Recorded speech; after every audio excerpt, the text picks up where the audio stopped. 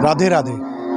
मैं Ashutosh Sharma India Republic में आप सभी का स्वागत करता हूँ। ये वृंदावन की नगरी है और कहते हैं कि कृष्ण को गौ माता बहुत प्रिय थी। उनकी सेवा के लिए आज वृंदावन में न जाने कितने गौशाला हैं और कितने गौशाला ही संचालित हो रहे हैं सरकार के द्वारा। लेकिन एक ऐसा गौशाला है जो भिक्षा मांग कर उस गौशाला को चलाया जा रहा है और गौवंशों की रक्षा की जा रही है, गौवंशों के ग्रास का व्यवस्था किया जाता है वहाँ पर। तो हमारे साथ महाराज जी हैं, हम उनसे जानेंगे कि महाराज जी कितनी तकलीफ़ें होती हैं इसका संचालन करने में, क्योंकि गौ माता, बहुत सारी गौ माता हम देख रहे हैं यहाँ पर मौजूद है। तो उनके संचालन में जो व्यवस्था करनी पड़ती है गौ माताओं के लिए, भूसे की व्यवस्था करनी पड़ती है, हरे चारे की व्यवस्था करनी पड़ती है, तो उन सब की व्यवस्था करने के लिए कितनी परेशानी आती है। महाराज जी आपका स्वागत है इंडिया रिपब्लिक चैनल में। जय जय श्री राधे। ये परेशानी तो बहुत होती है, लेकिन इस परेशानी को हम साधना के रूप में लेते हैं कि भजन कुटी अनाथ गौशाला ये प्राचीन गौशाला है। इस गौशाला के अंतर्गत जो गौ माताएं दर्शन हो रहे हैं यहाँ पे, पहली बात तो वृंदावन में एक पहली गौशाला है जहाँ पे हॉस्पिटलाइज है कि सड़कों में एक्सीडेंटल गोवंशों को यहाँ पे इन गोवंशों को लाया जाता है, फिर डॉक्टरी करके ट्रीटमेंट करके फिर इस बाड़े में इनकी सेवा होती है। ये गाय कैसी आती हैं कि वृंदावन गौ सेवा समिति, वृंदावन विकास पंडित जी उनके अध्यक्ष हैं, ये गौरक्षा संघ की टीम है। ये लोग खोज के ब्रज क्षेत्र के 100-150 किलोमीटर एरिया से भी पेशेंट गाय को सड़कों से उठा के अपने वाहनों से लाते हैं। यह सामने हॉस्पिटल है, पुलिस प्रशासन नगर पालिका आदि भी जो है वाहन से कभी जो है वो भी यहाँ ला के छोड़ देते हैं पेशेंट गायों को। और हम लोग खुद भी जहाँ भी पेशेंट होगा देखने पर संगठन के माध्यम से मंगा लेते हैं, और सेवा हेतु ही गौशाला है ये। तो पेशेंट गाय को लेते हैं और उसको ठीक करके फिर इस बाड़े में हम सेवा करते हैं। दूसरी तरफ कट्टी घर में जो कटने के लिए गोवंश जाते हैं ट्रकों में लद के, ये गौरक्षा सेवा समिति के लोग और पुलिस प्रशासन मिलकर उनको छुड़ाते हैं। वो ट्रकों को भी कभी यहाँ पे खिलाया जाता है।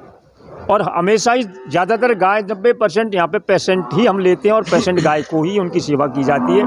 3 डॉक्टर है, डॉक्टर टीम पूरी लगे हुए हैं, सरकारी भी हैं, प्राइवेट भी हैं। मैं आपको बता दूं कि अभी हाल ही में, कल की बात करें तो एक वीडियो वायरल हो रहा था जिसमें दिखाया जा रहा था कि इस गौशाला में मृत गौवंश पड़े हुए हैं। तो हम वहां भी चलेंगे और उस सच्चाई को भी देखेंगे कि वाकई में मृत गौ माताएं यहाँ हैं या उनका इलाज किया जा रहा है। क्योंकि मैं अपने कैमरामैन से बोलूँगा एक बार वो हॉस्पिटल दिखाएं। वहाँ पर एक हॉस्पिटल भी है जहाँ पर गौ माता की सेवा की जाती है, जो कट्टी घर से और जो रोड के किनारे जो गौ माताएँ पड़ी रहती हैं। मैं अपने दर्शकों से एक बात और कहना चाहूँगा कि जब हम बीमार होते हैं तो हम हॉस्पिटल में भर्ती होते हैं। उसी तरह यहाँ भी एक गौशाला है, एक हॉस्पिटल है जहाँ पर गौ माताओं की सेवा की जाती है। अगर कोई गौ माता रोड किनारे या कट्टी घर से आती है, और एक चीज़ आपने देखा होगा कि वृंदावन में बहुत सारे गौ भक्त भी हैं, और जब कहीं पर गौ माता दुखी होती हैं तो इन सभी गौशालाओं में छोड़ा जाता है, उनकी उस स्थिति में छोड़ा जाता है जो कि उपचार के लिए आती हैं। तो उस उपचार के लिए भी यहाँ पर एक हॉस्पिटल बनाया गया है, और उस हॉस्पिटल में वैसी ही गौ माता हैं जो कि लाचार हैं, बेबस हैं। मैं आपको जो ये गौशाला है, भजना कुटी गौशाला, यहाँ पर जो ग्रास के लिए अगर हम बात करें, भंडारण की कमी कोई नहीं है, क्योंकि हम भंडारण भी आपको दिखाएंगे। और पहले वो दृश्य दिखाते हैं कि हरा चारा, अभी हरे चारे की व्यवस्था की गई है गौ माताओं के लिए, तो आपको वो दृश्य दिखाते हैं। पहले गौ माता कितनी उत्साहित हैं उस हरे चारे को खाने के लिए। आपको भंडारण भी दिखाऊँ, गौ ग्रास का एक भंडारण भी यहाँ व्यवस्था किया गया है। एक भंडारण वहाँ पे है, मैं खुद आपको खोल के दिखाऊंगा कि क्या वाकई में ये जो गौ ग्रास का भंडारण है ये खाली पड़ा है। गौ माताएँ भूख से तड़प रही हैं, मर रही हैं। मैं अपने कैमरामैन से बोलूँगा कि ज़रा अंदर का दृश्य भी दिखाएंगे। इस दृश्य को देखने के बाद मैं तो नहीं कहूँगा कि यहाँ पर कोई भी गौ माता भूख से तड़प कर मर रही होगी, क्योंकि ये जो आश्रम है ये भिक्षावृत्ति, भिक्षा मांग कर इस आश्रम को चलाया जा रहा है। और जो अन्य गौशालाएँ मथुरा वृंदावन में हैं, जहाँ सरकार से इन गौ माताओं के लिए अनुदान आता है, वहाँ की स्थिति भी हमने अपने चैनल के माध्यम से पहले दिखा चुका है कि वहाँ पे गौवंश के किस प्रकार हड्डियाँ मिली थी। तो यहाँ पर भंडारण की कोई भी कमी नहीं है। हम आपको दूसरे भंडारण का भी दृश्य दिखाते हैं कि वहाँ भी क्या कमी है। ये भूसा गोदाम, मैं अपने कैमरामैन से बोलूँगा कि भूसा गोदाम के दृश्य और दिखाएं। एक गोदाम वहाँ बना हुआ है, एक गोदाम हमने आपको यहाँ दिखाया।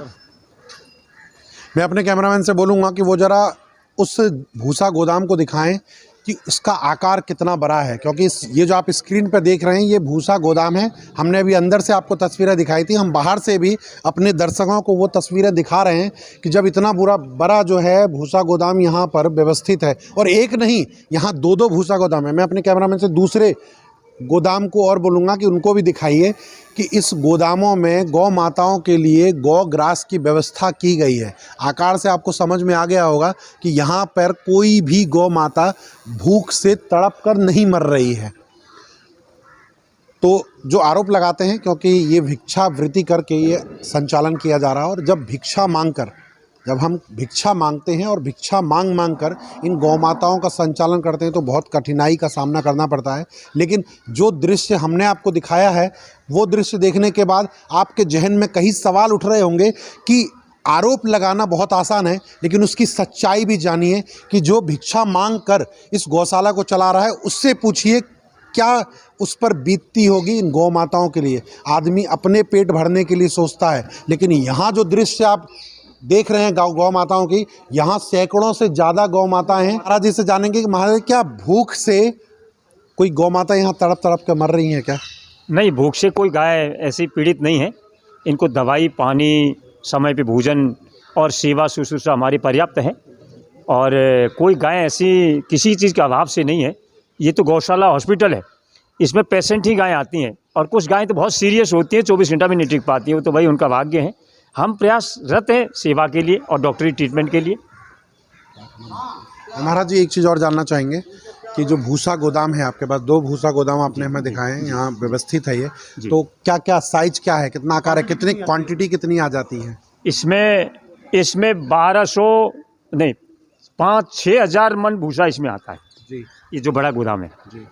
और उसमें 1200 मन भूसा आता है। ये गौ माता है जो महाराज जी के पास, महाराज जी से इसने पाने के लिए यहाँ मौजूद हैं। क्योंकि महाराज जी दिखा दीजिएगा, इनके देखिए कितनी भारी पेशेंट है, इधर देखिएगा, ये रसौली है। ये जो गौ माता हैं ये बीमारी से ग्रसित हैं, इनको रसौली की बीमारी है, ये सड़क से आई है, और इसका भी इलाज महाराज जी के हॉस्पिटल में किया जा रहा है। क्योंकि ऐसी ना जानी कितनी माताएं यहाँ मौजूद हैं जिनका इलाज मुफ्त में किया जा रहा है। और हम आपको एक चीज़ बताते हैं कि यहाँ पर भावना से हम लोग सेवा करते हैं जी, जैसे बुजुर्ग माता पिता की सेवा होती है, उससे भी बेहतर भावना से इनकी सेवा होती है, और करते हैं तभी जीवित है। अब जाड़ा आ रहा है तो इनके कंबल है, गद्दे हैं, दवाई है, दलिया है, चोकर है, हरी घास, ये सब की व्यवस्था हम सबसे पहले चलते हैं चुन्नी, चोकर और गुड़ की व्यवस्था जो इनके लिए की गई है। ये शीतकालीन मौसम जो चल रहा है उनके लिए गौ माताओं को भी गर्म खाद्य पदार्थ की व्यवस्था की गई है। तो उस ओर चलते हैं और अब देखते हैं कि वहाँ क्या नज़ारा है।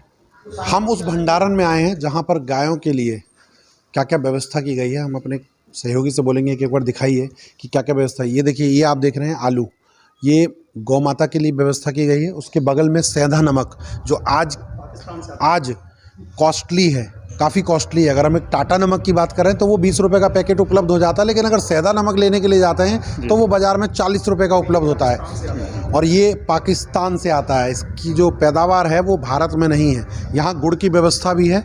हम जानेंगे भी महाराज जी से कि महाराज जी कि ये गुड़ की व्यवस्था जो आपने की गई है वो क्यों की गई है गौ माता के लिए। दूसरी तरफ अपने सहयोगी से बोलेंगे कि ज़रा इधर सब्जियों की व्यवस्था की गई है, यहाँ पर सब्जी की भी व्यवस्था है, तो सब्जी की व्यवस्था क्यों की गई है ये भी जानेंगे।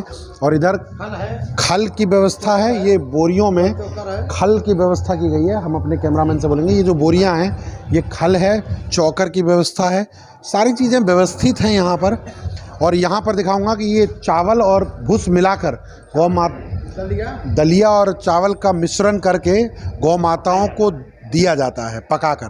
तो महाराज जी से ही जानते हैं कि आखिर महाराज जी ये जो भंडारण है, इस भंडारण को किस तरह, क्या क्या आइटम है यहाँ पे और कैसे किस तरह क्यों दिया जाता है? कि ये भंडारे में चूना एक तो हमारे सबसे पहले ये चूना जो है हमें ज़मीन पे छिड़कना होता है। इससे एक तरह से एंटीबायोटिक एंटीसेप्टिक है, ये जो कीड़े वगैरह पैदा होते हैं इससे ख़त्म हो जाते हैं। गाय की खुरपका वगैरह में बहुत लाभदायी है और ये गर्माहट भी रहता है। तो नीचे महाराज जी, यहाँ पर देखा मैंने कि गुड़ है जी और सब्जी की व्यवस्था है, इधर आलू वालू है और सैदा नमक, जैसा कि एक घर के में हम लोग सैदा नमक यूज करते हैं। जी जी जी। तो बहुत कॉस्टली आता है, तो ये किसके लिए है? ये गाय को सानी में लगा के दिया जाता है। ये ढेरी की ढेरी छोड़ देते हैं, तो जब मन चाहे तब गैया इसको चाटती रहती है। ये पाचक हाजमा होता है, इसलिए ये नमक देना अत्यंत आवश्यक है। ये औषधि भी है और ये नमक की पूर्ति भी होती है। और ये गुण है जैसे हम लोग खाते हैं वो खाने वाले गुण है। ये अच्छे 1 नंबर गुण मंगाते हैं, कोई केमिकल गाय का ना हो। तो ये गुण भी लपसी जैसा बनाते हैं, पकाते हैं, दलिया और चावल मिला के पका के उसमें ये गुड़ डाल के पका के देते हैं। क्या तासीर है गुड़ की? ये गर्माहट है इस समय।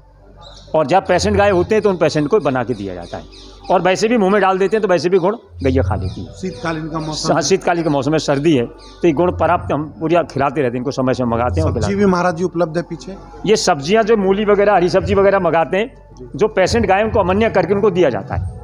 कुछ फल भी मंगाते हैं सीजन में, तो फल भी गैया का अनुमान करके जो पेशेंट गाय है उनको खिलाया जाता है।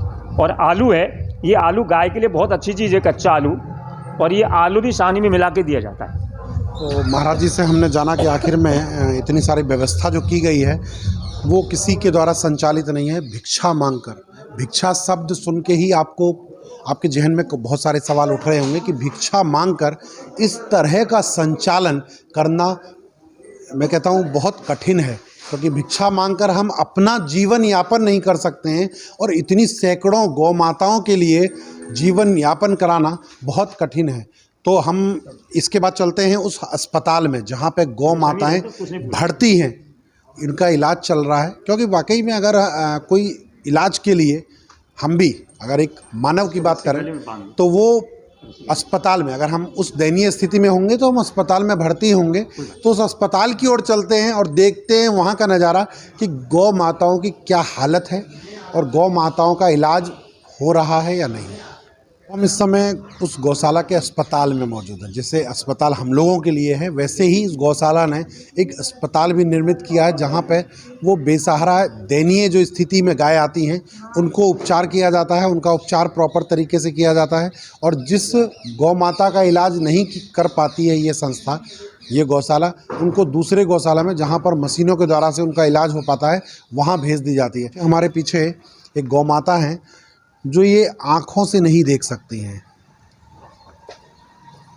ये आँखों से नहीं देख सकती हैं। जब ये करीब 1.5 साल से इस गौशाला में मौजूद हैं और इनकी सेवा भी लगातार जारी है, क्योंकि ये कृष्ण की प्रिय गौ माता हैं। वृंदावन धाम में व्यवस्थित ये भजन कुटीर गौशाला भिक्षावृत्ति कर कर गौ माताओं की सेवा करने में लगा।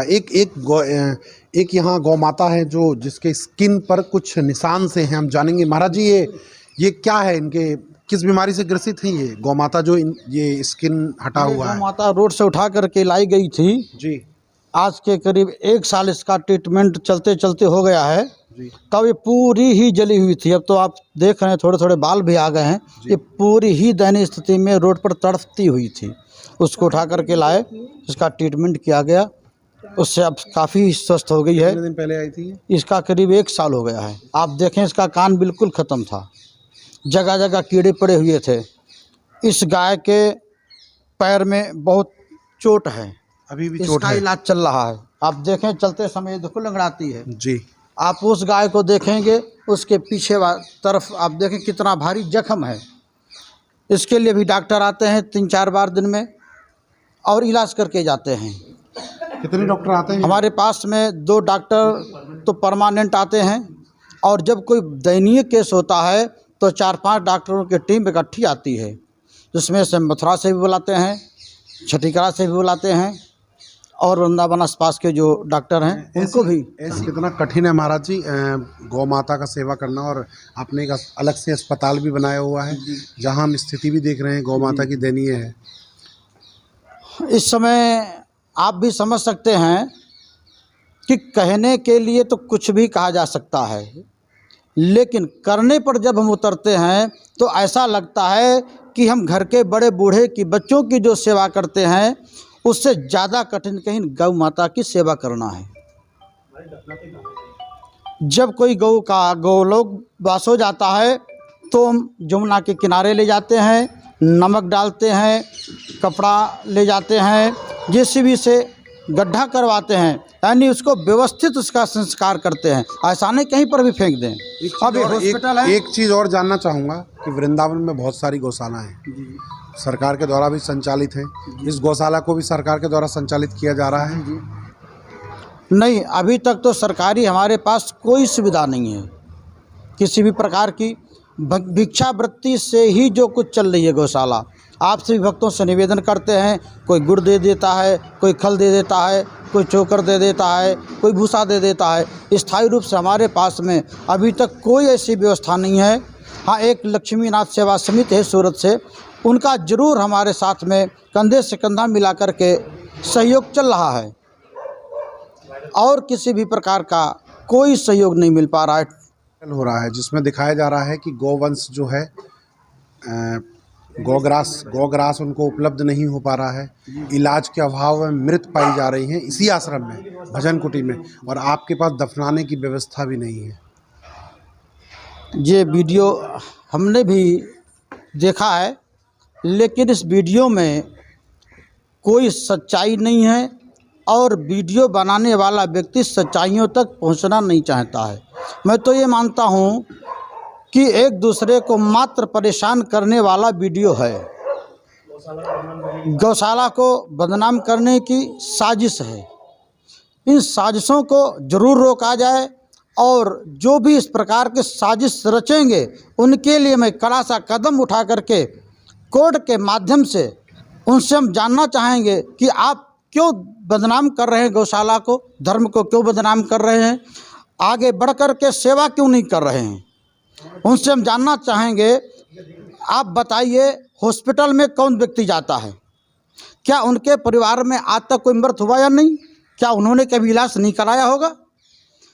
जो हॉस्पिटल में एडमिट होगा वो जब दयनीय होता है तभी अस्पताल में जाता है, नहीं तो क्या आपने या किसी ने देखा कोई स्वस्थ व्यक्ति जाकर के एडमिट हो रहा है।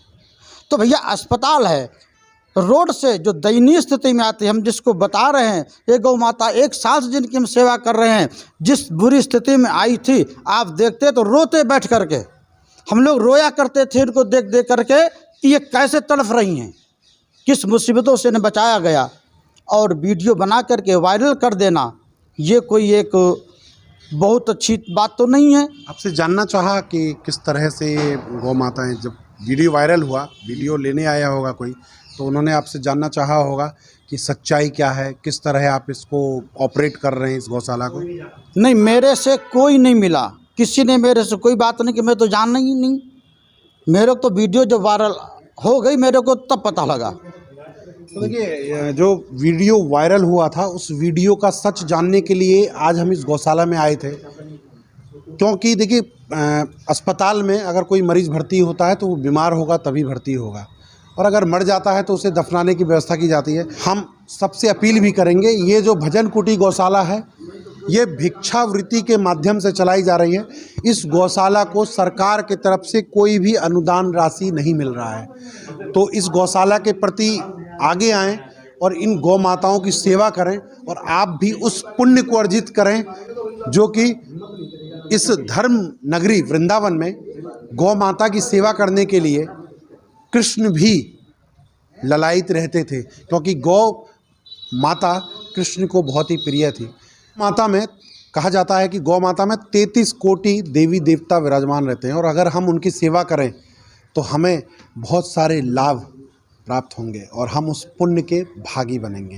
तो मुझे दीजिए इजाज़त, हम आज इस भजन कुटी गौशाला में आए थे और उसका सच जाना कि कितनी कठिनाई से ये आश्रम संचालित हो रहा है, और उस संचालन में आश्रम के जो संचालक हैं उनको परेशानी भी हो रही है, क्योंकि जहाँ एक वक्त की रोटी खाने के लिए आदमी तड़पता है, आदमी भटकता है, वहाँ इतने सारे गौ माताओं की सेवा करना आम बात नहीं है। हम अपने गौ भक्तों से अपील करेंगे कि वो इस गौशाला के लिए आगे आएं और गौ माता की सेवा में अपना सहयोग प्रदान करें। मुझे दीजिए इजाज़त। आशुतोष शर्मा, वृंदावन से, इंडिया रिपब्लिक के लिए।